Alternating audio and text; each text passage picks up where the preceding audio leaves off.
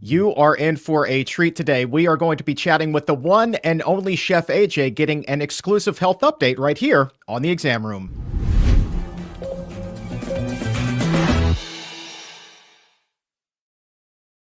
And welcome to the Exam Room Live, brought to you by the Physicians Committee. Hello, I'm the weight loss champion, Chuck Carroll. Thanks so very much for watching and downloading in more than 150 countries around the world and making the Exam Room one of the most consumed nutrition podcasts anywhere on the planet today. And today is a day devoted exclusively to a dear friend of the show. She has been an early supporter and certainly a huge friend of ours here at the Physicians Committee. She right now is facing her own health struggles, but you know what? She's facing it with perseverance, with a smile on her face, and it's as if nothing has even happened to her. Her work ethic, her tenacity is second to none. And with that, we welcome my dear friend, Chef AJ, back to the exam room. Thanks for being here. Oh my gosh, thank you so much. What a lovely introduction. It is so good to see you. You look so healthy and happy. I know, it's hard to believe. I keep thinking this is a dream. Not that I look that good, but I think I look really good for somebody with stage 3 lung cancer with the metastases. I just, when we think of people with cancer, and often, especially when it's end stage, they don't always look their best. Their body is wasting. There's a lot of stuff that can happen. But I feel like other than a little bit of hair loss and a little bit of weight loss, not from cancer, mind you, from the anxiety that you get when you get diagnosed with cancer, I feel like I feel great. It's like, this has to be a mistake. I keep thinking, this has to be a mistake. They must have, just like babies are switched at birth, they must have switched charts. But I've seen the PET scan, and there is this one little sucker there in my left lower lobe that we are trying to shrink. Have you given that little sucker a name? I feel like maybe it deserves a name. It's so funny because I do talk to him very lovingly. I named him Harry for some reason. And I can sing I'm Just Wild About Harry. He has shrunk a little tiny bit since the last scan, a little tiny bit after he grew. So yeah, it's just so interesting, because just so you know, I hid this from, I didn't hide it. If somebody were to ask me, I wouldn't have lied, but I didn't come forward with it for almost 2 years after being diagnosed because I thought it could hurt the plant-based movement. If people think, well, God, this lady's been vegan for 50 years and she got lung cancer, well, what hope do I have? And, a lot of the plant-based doctors, came forward and said, hey, the plant-based diet is awesome. It does so much for your health, for the animals, for the planet, especially it's wonderful and unparalleled for people like you yourself that are trying to lose weight or maintain a weight loss. But it's not a guarantee. Being vegan, being alive is still 100% fatal for everybody. Yeah. And I remember you gave me a heads up right before you went public with this, that it was coming. And I was really proud of you, but I so understood how you had to wrestle with the decision to do that, because you never want to cast a pall or a stain off of all of these conversations that we've had over the years about health. But as you said, it's not a magic formula. It's not an aha, come to Jesus kind of thing.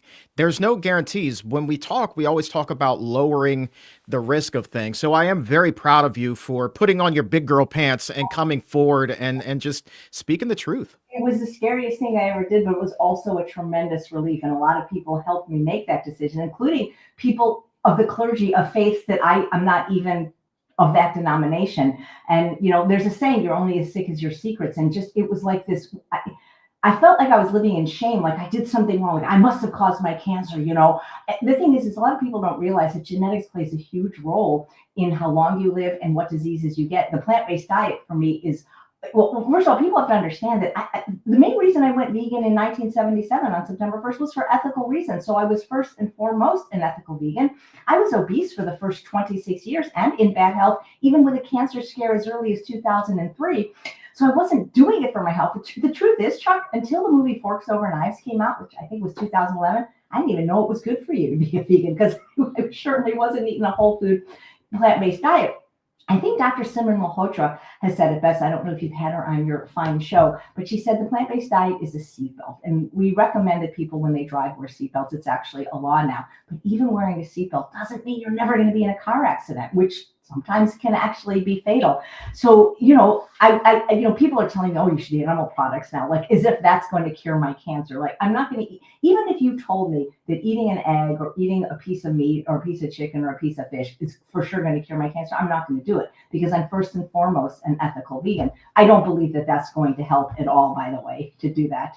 Yeah, and it's funny. You could look at it like, well, you know, I could do that, but I think that you are here today with so much energy and vibrance, also potentially due in large part to the fact that you have been eating this way now for so many years. I mean, there's definitely two sides to that coin. Absolutely, because like Dr. Goldhammer, who I go to True North at least once a year to fast. I mean, I was doing that anyway now, especially with the cancer. There's evidence that that can really help shrink the tumors and just provide just overall health and longevity. A lot of doctors are saying that the fact that I ate so well, because the first 26 years of being vegan, I was a junk food vegan. I was 70 pounds more than I weigh now. I was having Coke Slurpee for breakfast and Dr. Peppers, but Dr. Pepper, the beverage, for lunch. Not diet, regular, by the way, 48-ounce big gulps or whatever size was the biggest at the time.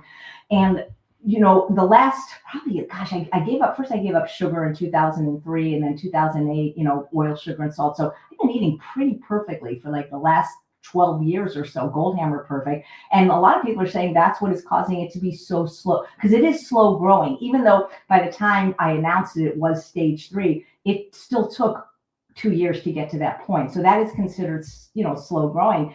And I have improved. I mean, in some ways I've loosened my diet a little bit. I'm not eating, impossible burgers, but what happened is I did lose weight. And in order to get the cancer treatment, they don't want me underweight. So I had to gain like 10 pounds. I was 100 pounds and at 5'5", that was like just too skinny.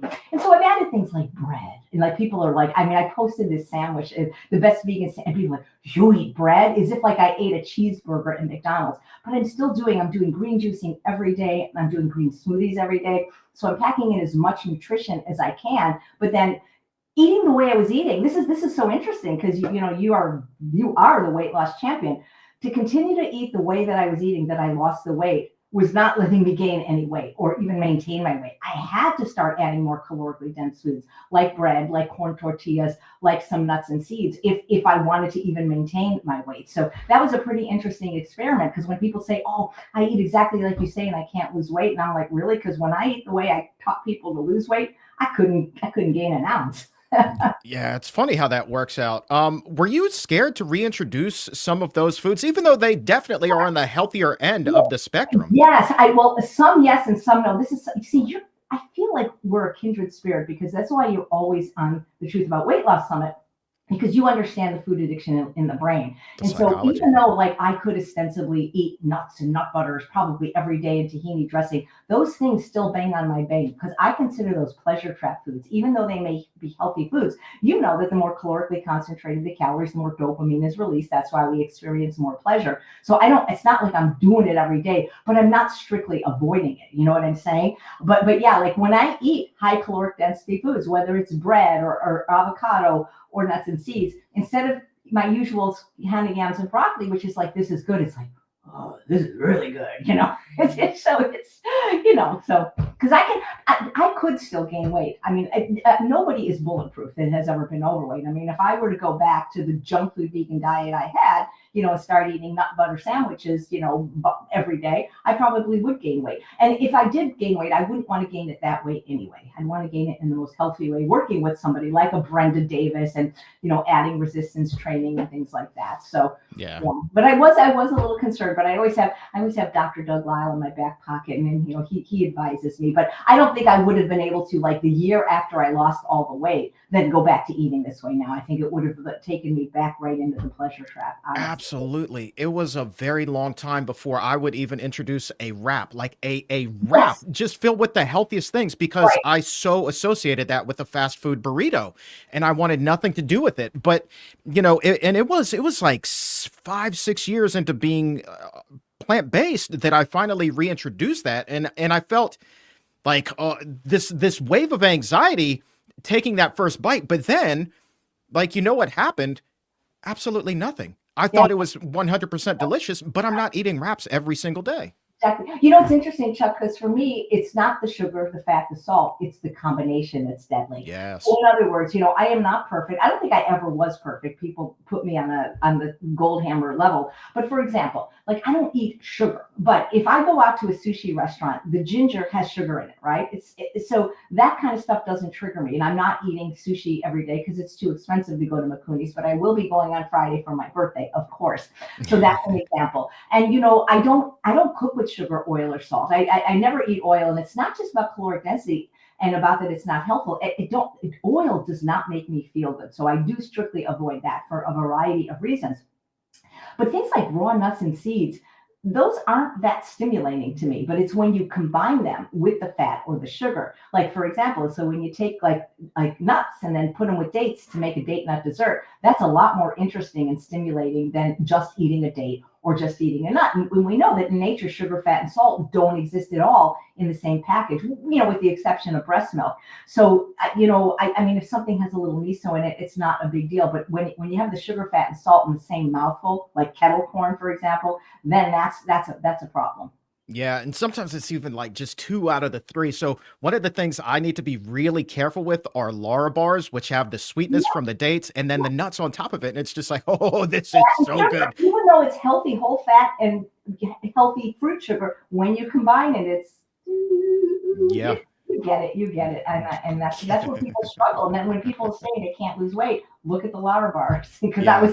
was a lot when I was a lot heavier. You know, it's funny because when I was keeping the secret, I was just, you know, I must have done something to cause. I was worried more about veganism than my own health because I didn't want people to have a field day with this. And some people did, but luckily, see, I made the decision that if I was going to come out, I was going to take myself off social media and just never check again. Because even though I miss the good comments, I have an assistant now that tells me the good comments. I wouldn't have to see the bad comments. And, you know, I learned that Johnny Depp doesn't even watch his own movies. So I knew that I would have to make that decision because I don't know if you know, when Dr. McDougall died, a lot of people made videos about him, not our friends and colleagues, but people just made these hateful videos speculating about why he died. And I know that there's some videos out there. These people don't have like huge followings and we don't want to go looking for it, but made these videos of, you know, why I got cancer, you know, because I dyed my hair. That's why I got lung cancer, apparently. Yeah, I think that of all the possible reasons, that's the most likely, for goodness sakes. I know. Well, because I wasn't even dying until after I was diagnosed. So, you know, I mean, come on, I people. guess I got retroactive lung. Yeah, well, I can tell you here that there's a lot of love for you in the chat today. It is universal love for you. Like, matter of fact, we're just going to declare this. We love Chef AJ Day here on the show. That is what's carrying me through. People, I mean, I didn't think it was going to be that relevant or that big of a deal, but people continually send me cards and gifts. And again, please, you don't have to send me gifts. I appreciate every single one. If you do, tell me who it's from so I can thank you, because I have a whole stack of like anonymous things. But it's just been such an outpouring of love. And, you know, prayers are just plenty. And I love jokes. I've been getting a lot of jokes. I think that the way I'm going to do the Norman Cousins way of getting in remission from cancer. And I don't know if you're familiar with his book, Anatomy of an Illness, but he's the guy that just basically laughed himself well. And, you know, I feel like if you don't laugh, you cry. And now that people know, I can actually start making fun of it. And I'm not making fun of cancer in general or people with cancer. I'm making fun of my experience of having it. And I'm actually going to be doing stand-up comedy based on this. Let's see what day, whether it's Saturday, August 30th at the Plant Bauer Party, which I believe a space is going to be opening up for you. I do believe that that's going to happen because I'm hosting it. And Dr. Barnard is one of the speakers, by the way. And so I'm going to be performing stand-up. My husband's going to be performing stand-up. But we do have some real, like, famous comedian types that have been on the Tonight Show. But I've been on the Tonight Show. So, hey, I'm a comedian. I mean, that should count for something. I can't wait to see that. That's fantastic. I didn't know that Charles did comedy as well. So this is what's up. He's kind of more the quiet, you know, type, and he doesn't always let people know about what, you know, he kind of like, remember Dolly Parton's husband? You kind of didn't know, you knew his name was Carroll Dean, but you never really, he's kind of like that, but he does love comedy. He loves writing it and performing it. So he'll be performing it. And hopefully we'll get Pete Sobey there. Unless you watch me religiously, you don't know Pete Sobey, but he's my dear friend who's written screenplays. He's quadriplegic, so he'll be doing sit-down comedy. Yeah, you still got your chops. You still got your chops. Yeah. That's good. I was looking at the speaker lineup this morning, and I was like, "Oh my goodness, did I see Will Bulsiewicz's name on there?" Well, maybe I feel like I already know him, but it'll be my first time meeting Dr. Will Bulsiewicz. He's going to be there, and of course, we have the wonderful Brenda Davis, Dr. Ellen Goldenhammer, Dr. Doug Lyle. We have Dr. Christy Funk, who I've never met in person, and we've got some great food presentations, culinary presentations by husband and wife teams, Lissa and Nate Maris of Raw Food Romance, who actually live in Vegas, and we have Tammy and Tom Kramer of Nutmeg Notebook, who live near me, so that should be really fun. And what the producer is trying to do, his name is Benji, and he's been a friend of mine for years, and he's produced some of the most wonderful plant-based conferences pre-pandemic all over the United States and Canada. We're not using the word conference because we want it to just be fun. I want everything in my life now to be fun, because laughter really is the best medicine. There's some evidence that not just with cancer, but any disease, there's something called, I think it's T-cell immunity, that when you laugh, whatever is released actually fights cancer, fights disease. And so that's why we're having comedy night. And that's why we're trying to make it all like a fun kind of, not that conferences aren't fun, but a lot of times they're just a little bit more, lecture and thing. We're and hopefully the speakers will bring some fun to it. If you're there, we know you will. So no, I'm very serious all the time. Very dry, deadpan delivery. I'm gonna put everybody to sleep, AJ. Yeah. Oh, very good. So we'll be hosting it. I will make sure that does not happen. So that's what we hope. And yeah, a lot of the registrations are going well, and it's so funny. The conferences, the price is just, I think, spectacular. But people will write in saying, does this include the hotel? And the hotel is incredibly low price. It's like $79 on Thursday and Sunday, Saturday and Sunday, like $179, which is like really great rates. And this isn't a Vegas hotel. It's off the strip. It's a resort. So there's palm trees, and every building is like 3 levels. And it's a very different experience. The casino is separate from the conference area. So if you are sensitive to smoke like me, hello, you can completely avoid it if you want. And it's what was the point I was trying to make about that? Anyway, I have lost. It's just a great time, and I love the web address for it for people to get their tickets, because it is exactly what you say it is. The plantpoweredparty.com. That's where you go to pick up your tickets, and we've got a link down below in the show description and in the episode notes. I mean, take a look at that lineup. Take a look at the prices. I saw the early bird price. I was like, oh my God. And somebody wrote in saying, does it include plane fare? And it's like, that cracks me up, because how could a conference include plane fare? What if you live in South Africa, Yeah. Anyway, I just gotta, Yeah. I figure, what the heck? I already got lung cancer. Yeah. This is not real.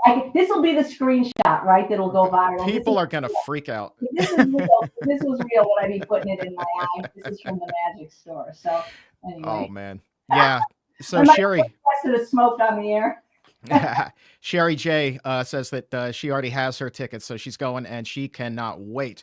So I think that's going to be great. And then Cheryl says early bird pricing was a smoking hot deal. Can't wait. So you got to meet those food and beverage minimums. So I think it's going to be a lot of fun. And Vegas is just I don't know. It's not some place I'd want to be all the time, but it is suited for a fun conference, I think.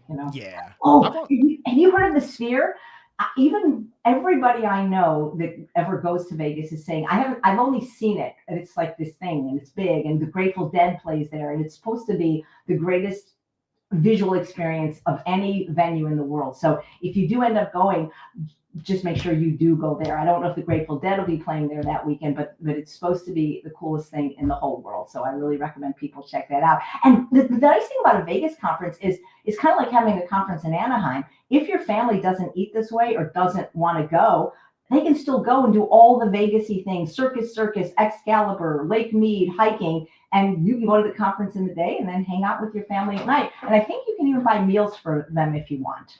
Ooh. Yeah, that sounds like a lot of fun. And the couple of times that I've been to Las Vegas, I fell in love with that city. I absolutely love it. I think that the plant-based options there are really underrated. Yeah. Like there are some phenomenal places to eat in Vegas. Okay. So there is sushi is my favorite food, and vegan sushi. I haven't had fish. So Daikon is an all vegan sushi restaurant that will knock your socks off, because what they do is they take things like a yellow bell pepper, red bell pepper, and it looks like the nigari. I mean, you think that you're eating, if you like that, you think that you're eating fish. So then, of course, there's the vegan buffet at the Wynn. And yeah, it is actually a very vegan friendly city. Yeah, hugely vegan friendly. And man, is there ever anything to do for anyone of all ages? Like it used to be like Vegas was something only for the 18 and up crowd, but no, I mean, this is literally it's kind of even kid friendly now. So bring the family as far as I'm concerned. It's just a great fun town. And man, like I hope that I can make it. I think that would be an absolute blast. I'm moving heaven and earth as soon as we get off this and making it happen. But they have a mob. I've never been there, but I've always wanted to go. They have a mob museum there. Ooh. Yeah. I did not know that you were a fan of like the mafia type Well, stuff. I mean, Me too. I'm Me not, too. I'm not like a fan of what they No, do, but I got you. I'm intrigued. Like, have you been to Alcatraz? That's one of my favorite places to go in the whole world. It's near San Francisco, and you take this ferry boat. So I'm not a fan of the mob, but I'm so interested in that in that time of history. That sounds like, yeah, I would definitely love to tour Alcatraz. It's been a long time since I've been to San Francisco. I should probably make an effort to get out that way. Yeah, Alcatraz, and if you can, being there at night is even more interesting, and doing the guided tour instead of the self tour. And this is crazy. This is my dream. But I've always wanted to sleep there, and there is a lottery that happens every month where you can actually sleep in a cell in Alcatraz. You're going to spend a night in the slammer? Well, I don't want to be there all alone. I would hope that there's other people there, but I've heard about this contest, and I just thought it'd be cool. Like, I can tell people, well, where are you? So, I was in the slammer this weekend. I'm sorry, I couldn't make it. But it sounds. I like things like that. Or have you been to the Winchester Mystery House? Never even heard of it. I wouldn't even know where that is. You need to come west. We have a guest room with its own ensuite bathroom. This is Winchester is the guy that invented a rifle, and the rifle probably killed a lot of people. So his widow felt guilty, and she heard voices that she was supposed to build this house. But the house makes no sense because the steps will go to nowhere. The rooms. It's the most interesting architecturally built house you've ever seen. And on Halloween, that's the time to go. I don't like to be scared to death, but I like things that are a little bit, I guess, macabre. No, that sounds like fun. I'd definitely do that. And I certainly like the idea behind that, Winchester, the rifle did some bad things to people. And so there was a little bit of like, yeah, I kind of dig that. Makes no sense. And it's a lot of fun. So yeah, it's time for you to go West Coast. Yes, let's go west, young man. Let's do that. I could actually see like getting a whole vegan sleepover at Alcatraz, and like let's just see what we can do there, right? I wonder if we write the radio station that sponsors this, if we could have like some kind of contest, I'm thinking as a fundraiser for PCRM, saying instead of you doing the lottery, we will, I would pay a couple of $100 at least, If it's an iHeart station, then I might have an in. So let's see what we can do. I think that would be amazing. Yeah. So, all right. Well, that's cool. Now, listen, I want to go back and talk more about you, and then we'll pick up with the West Coast trip here in a little bit. But I want to go back to like 2 years ago when you were first diagnosed with this lung cancer, and like take us through that day, because it must have just knocked the wind right out of your sails. You as a broadcaster will appreciate this. So I was diagnosed through my phone. And what I mean by that is we have this thing called My Health Online, and that's where your doctor drops messages. Well, no person ever diagnosed me. The radiologist, after having the PET scan on Friday, April 13th, put it in my chart that Saturday morning that I had lung cancer. And there was nobody to talk to because it was Saturday. I didn't get an oncologist yet. And I had to get on the air in 10 minutes with a special show. So if you look at that show, you can see, boy, she's a great actress. Because here I received the most devastating news of my life. It was a special show for Joan Darling for her 88th birthday. She was my acting teacher, someone who I learned life lessons from. And it's like, I was like, I said, look, Joan, I just got diagnosed with lung cancer. So, carry the show. I did pretty good. It was a long show. Yeah, it was crazy. And what's even crazier, I didn't even tell my husband. I had enough time to call Dr. Goldhammer and say, what do I do? And he said, you'll come here and fast. But this is a true story, but it just shows you where my priorities are. The first person I called was my comedy teacher, Carrie Otis. And I said, look, I'll give you all the details later. I was just diagnosed with lung cancer. I'm telling you this because you need to start teaching again, because I need to start doing comedy again. That was my first instinct, is not to tell my husband, but to tell my comedy teacher.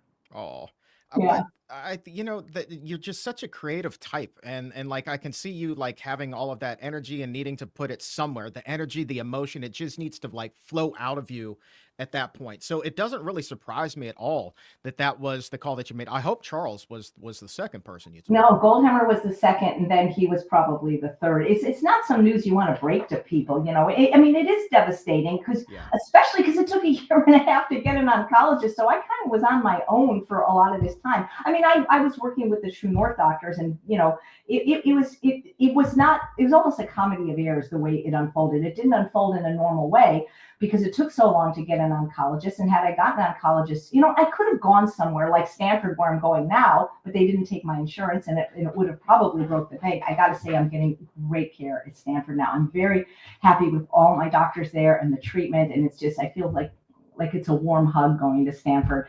So, you know, good things apparently do come to those who wait. But, you know, the first year and a half was difficult because I paid out of pocket to get what's called a liquid biopsy to prove that I had cancer. Not that I was hoping I did, because I couldn't get what's called the tissue biopsy because it was too small. And I thought it was interesting, and nobody has ever really answered this to me, why the thoracic surgeon was willing to take my lung out and why the radiation oncologist was willing to radiate before it was even proven that it was cancer. Because there's a saying in oncology, no meat, no treat, that until you have that tissue biopsy, you don't ever know for sure, because you always hope it's something else, because it can be. People are saying, well, is it a fungal infection? No, people are acting like I have not done all the testing I can. I've done a lot of that. And yes, it is truthfully stage 3 lung adenocarcinoma with 1 bronchial lymph node metastases. But we didn't know that all for sure until, you know, the biopsy happened on December 17th. So yeah, it was a scary time, but I will say that, you know, coming out to my audience, I've never had as many people watching me live during that show in the history of ever broadcasting. So I thought that was really interesting. And the response was, you know, an outpouring of love. It wasn't an outpouring of shame. And, you know, I'm sure there are some people that are questioning the vegan diet now, but I think people are a little bit unrealistic at what they think the diet can do for them. We know it's great for losing excess weight, and there's certain conditions like autoimmune disease and heart disease and diabetes that many people overcome, even cancer, but it's not 100% guarantee that you will never get sick again or, you know, or have to deal with something like this. I think that there was a huge, I go like this because I don't know, mental, emotional, spiritual piece to cancer. I believe that. That's just my belief, especially now that I'm exploring some of the more metaphysical type teachers like Joe Dispenza and Bruce Lipton and Louise Hay, who I've known about before, but never really delved into the work. So I'm concentrating really all my healing on the neck up and doing all these painful things like doing trauma therapy and IFS therapy and working on myself this way, because Dr. Letterman, Matt Letterman, who's been on the show many times, talks about how, you know, things like stress can actually cause cancer to metastasize through something I think he calls the CRTA or CTRA pathway. So I'm really working on myself. And boy, that's a lot harder than just sitting there and getting an infusion. Yeah, you're definitely putting in the work, and stress it's a heck of a thing. It is really a heck of a thing. It can mess you up, and that's kind of what I've learned myself, but that's a story for another day. But yeah, stress is a dagger. So I'm glad that you're kind of like working on that and working through it, because that's only going to serve you well. This is what I work on every day. So this is just for me. So I wrote 7 foundations for thriving in the face of cancer. And these are the 7 F's that I incorporate every day in my life now: faith, family, fitness, foods, forgiveness, friends, and fun, with fun being like the operative word here. And I try to do, I don't try, I do these every day. This is like my personal checklist. Like, did I spend some time, you know, in quiet? And faith doesn't mean necessarily a religion, but just, you know, just believing in something greater than myself. Family, well, my family is mostly Charles and Bailey. So we spend time together. We go for walks.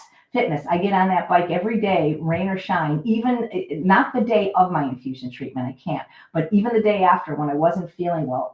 They say with cancer, exercise, especially vigorous exercise where your sweating is a priority. Foods, yes, I've incorporated some richer foods, but I'm juicing every day. I'm doing green smoothies every day. Forgiveness, ooh, this is a tough one, I think, for a lot of people. And I'm Chris Wark. When I was diagnosed, I did call Chris Wark, and I'm in his program.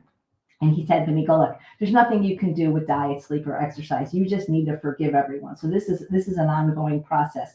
Friends, I'm spending a lot of time with friends. And that's why I moved up to Northern California, is to have more friends and fun. And, like, it's so funny because my husband went away for the weekend, and my dear friend Sharon, who lives out by you, said, well, what are you going to do this weekend? And I said, well, I got 800 emails I've got to answer, and I got to do this proposal. And she goes, well, aren't you going to have any fun? And I said, I make everything fun. I bring the fun to everything. I make oncology fun. Let me tell you this. This is so funny, Chuck. When you get the infusion, you have this recliner chair, and you're laying back there with heated blankets, and I got my dog Bailey on my lap. And so the needle's in my arm and the drug is dripping. And I had this wonderful infusion nurse, and she goes, are you comfortable? And I don't answer. She goes, Ms. J, are you comfortable? And I go, I make a living. And she burst out laughing. And I stole that from Milton Berle, but it never gets old when you do things like that. Or when the oncologist says, well, how are you doing? I go, I got cancer. How do you think I'm doing? I just love cracking people up. Yeah. Yeah, it's good for you. It's good for them, because I would think, there's a part of me that feels like we got to have a little bit of empathy for people who work in that environment and just see people being put through the ringer day in and day out. That's got to take an emotional toll on them as well. So you're bringing the good medicine to them just as much as they are to you. Absolutely. Yeah. Yeah. So Actually, I think next time I go to my oncologist, I'll bring this fake light up cigarette and I'll blow his mind. Oh, I'm begging you to record that. That would be hilarious. Maybe I'll do it during my infusion. Guys, this is fake. So if you capture a screenshot, I just worry about things like that. My husband, if he wasn't home, he would say, don't do it. But, when Charles is away, AJ will play. That's right.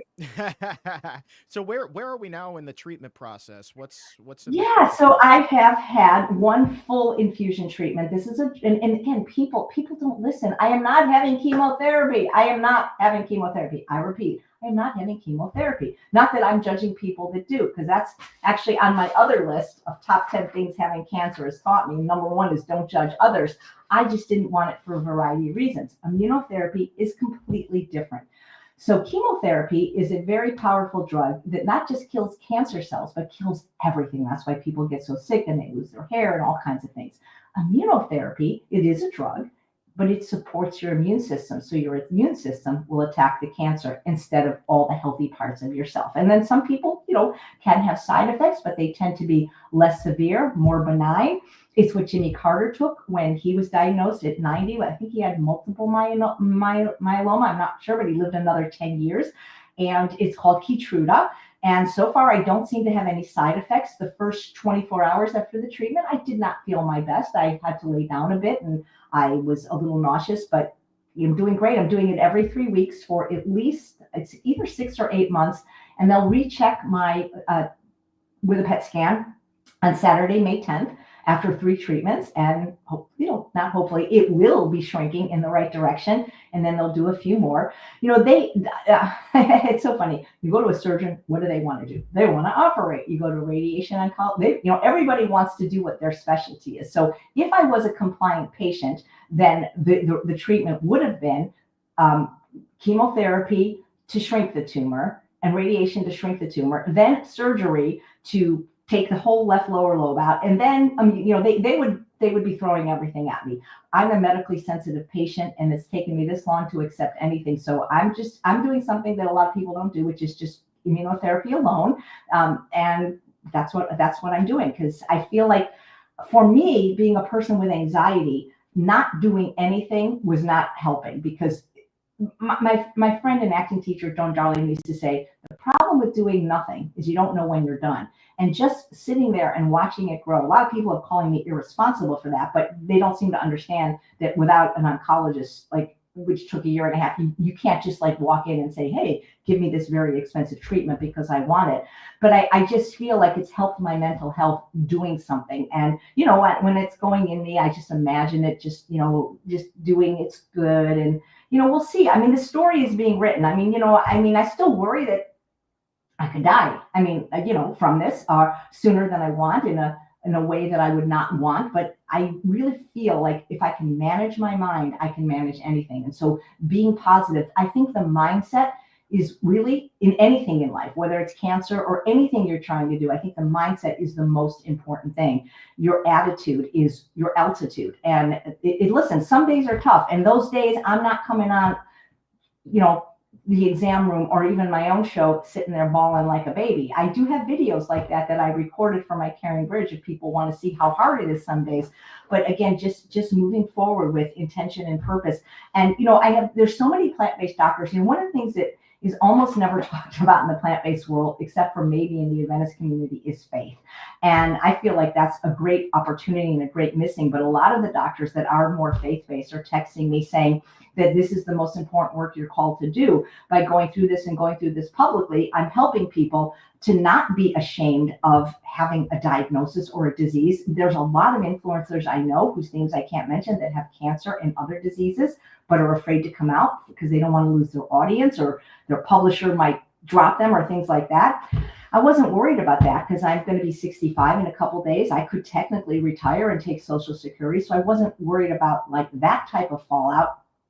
But these doctors that are texting me, these faith-based ones, are saying like, you're called to do your greatest work. And so just when I was ready to retire, I have a whole new purpose in life, which I'm calling thriving in the face of cancer, because there's a lot of, I got all my little things here because there's so many people there that don't have hope. And I see them because I'm in these groups with people. And the most important thing I think to have, if you have a challenge in your life, whether it's cancer or another chronic illness or just any kind of situation, is hope. Because if you can hang on to hope, I just feel like that's the most important thing, is hang on to hope. And that's why, when people say to me, how are you? I go, I'm not dead. And I'm not meaning to be facetious. It's like, if I'm not dead and I'm breathing, there is hope. There is always hope. And I want people to know that whatever you're going through, and people are going through much more difficult things than I am with my cancer. I know that they might be going through divorces or they lost their job.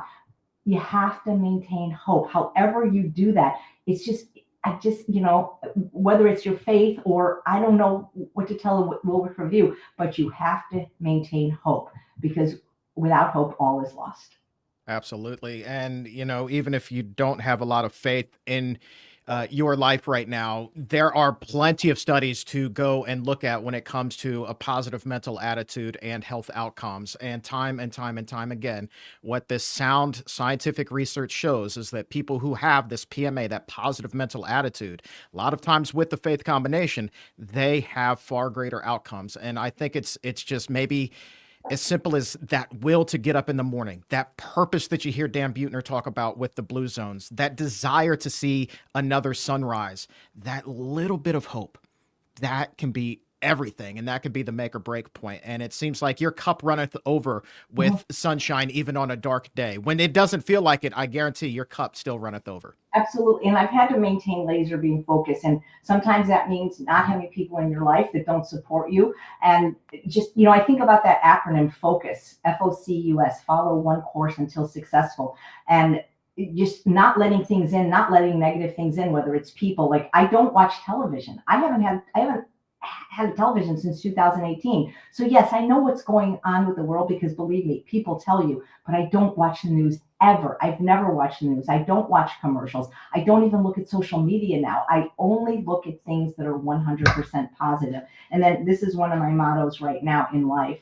Everywhere I go, leave a glitter trail of kindness behind you. And I think I've become a much more kind and compassionate person since going through this, because this will be part of my stand-up routine, but it's kind of true. I feel that a lot of vegans are judgmental, and I think that I was one, maybe not so much verbally, but always in my head. And I always joke that the worst part about getting diagnosed with lung cancer isn't, like the treatment or the pain or the fear. It's like, I can't tell anybody what to do now. I can't tell people what to eat. Who am I to tell people eating a bunch of crap, don't eat crap? I'm the one with cancer. So guess what? I have learned to zip the lip and keep my mouth shut. And you know what? You get along a lot better in life that way. Let me tell you. Man, yeah, I would think keeping a zip lip would be difficult for someone like you or myself. Like, have mouth, will talk. That just seems to Yeah, be but our motto. I can't judge people, because Yeah, I mean you can, but it's not very because then when there's old saying when you point a finger at someone, three are pointing back at you. yeah, yeah. Absolutely agree with you there. I think that we all as a community could do a better job of that. Everybody's going through something, and it's so much harder when you're doing it in secrecy and alone. And so again, that's why I just commend you so much for being so forthright about your journey here. I want to ask you one more question about faith, though, if you don't mind. Is Not at all. prior to this, had you become disconnected from the faith community? Did this bring you closer to it again, or where were you? I never. Okay, so I'm non-denominational God, I think, because I was raised Jewish, even Orthodox Jewish. So it's not like I was regularly attending church or synagogue, and I wasn't avoiding it. It's just that up until diagnosed, I was working 7 days a week. I had a show called Chef AJ Live that I did every single day from March 20th, 2020 until June 30th, 2024, because working was what was keeping me sane and keeping busy, which wasn't necessarily the best thing for recovering. But now it's just I go to different houses of worship, and I don't care what they call themselves, Catholic or Episcopalian or whatever. I just go because I love the feeling of being there. I love being with people that have faith. I love the music, and now it's God, everything's online too. So the days that I can't go, I can do that. So I just found it just for me very comforting just to be in a situation like that. And clergy people are just so awesome. They don't even, first of all, they don't even charge you, but you can give a donation. And before I came out, I was talking to a bunch of them, just people that said, well, you can talk to my pastor or my priest. And these are just like some of the loveliest people with some of the most wise words to say to people, and all of them said the same thing. It's like, your secret is killing you. You need to come, you need to step out. And I listened to them, and the minute I did, it was like the weight was just taken off me. It's like it's hard to keep a secret. Yeah, yeah, yeah, especially one as massive as this. But I will tell you this, AJ, you are no less a role model. You are no less of an inspiration. You are still somebody to follow and somebody to befriend and somebody who I just constantly want to wrap my arms around and give you a hug and let you know it's going to be okay, my friend. Thank you. I think there's a good chance. I mean, I feel so much more positive now. It's funny because being diagnosed with stage 1A cancer, lung cancer, I didn't feel like it was a big deal, or it was like, And it appears that we've lost AJ.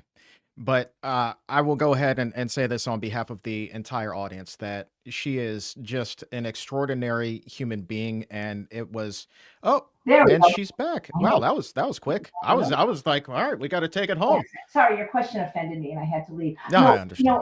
Being when you jump stages, that's almost more scary than the first diagnosis. Because the only thing after stage 3 is stage 4, and the stage 4 is ostensibly incurable. But having people on my show that were stage 4 or are stage 4, or talking to Dr. William Lee, you realize even that is not hopeless. It should never, ever give up hope. And that is the message in the 31 days of my series, Thriving in the Face of Cancer, whether it's from a survivor or a doctor, never give up hope. So I am not giving up hope until it's hopeless. And by then I won't care because I'll be dead. Well, I'll tell you this much. I just had a colleague or friend, you could call him, a reporter here in the Washington, D.C. area at radio station WTOP, who beat stage 4 lung cancer. And Wow. so there is always hope, my friend. And again, your cup should continue to runneth over with hope and sunshine and all the good vibes and glitter and whatever else you want to throw in there. Just all the good things you have in abundance because of all the good things that you've brought to so many lives. You've got a lot of good karma coming your way. Oh my God. Thank you so much. And thanks everybody for all your kind words. Yeah. So listen, here's the deal. We're going to celebrate AJ Las Vegas style. And I see all of the chats going extropian transhuman talking about that Tofu Tuesday, giving her hot spots for Vegas. Everybody's talking about what's on the strip, what's on the strip. Open up your Happy Cow app. Don't be afraid to go off the strip a little bit. Just great plant-based restaurants all over the place in Las Vegas. But there is only one plant-powered party, and that is coming your way at the end of August, hosted by the one, the only Chef AJ. Again, a link to sign up and get your tickets is in the show description. It is in the episode notes. The lineup is second to none. It is exquisite, just as is your personality, AJ. So thankful for you being here today. Thank you, guys. Thank you. And best of health to everyone. And best of health to you moving forward, my friend. Thanks you so much. You are the best, AJ. Go, AJ.